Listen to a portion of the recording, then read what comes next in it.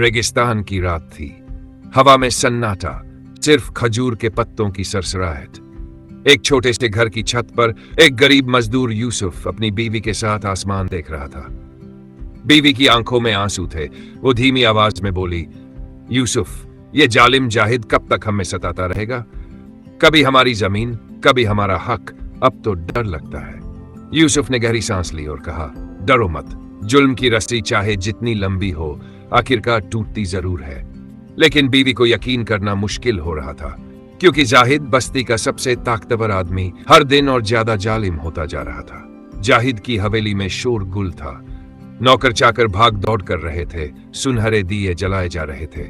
जाहिद ने बड़ी दावत रखी थी। लोगों को बुलाकर दिखाना चाहता था कि देखो, दौलत और ताकत से बड़ी कोई चीज नहीं। मेहमानों के सामने वो अकड़ कर बोला, इस बस्ती में सिर्फ मेरा हुक्म चलता है। जिसने भी इनकार किया, उसका अंजाम सबको मालूम है।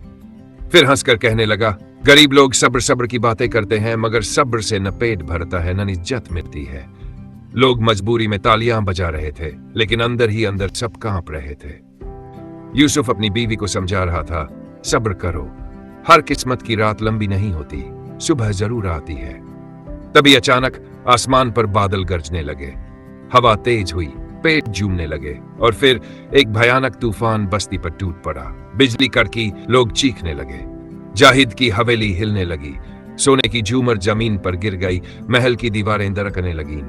जाहिद घबराकर चिल्लाया, सब संभालो, ये सब क्या हो रहा है? मगर तूफान किसी के काबू में नहीं था।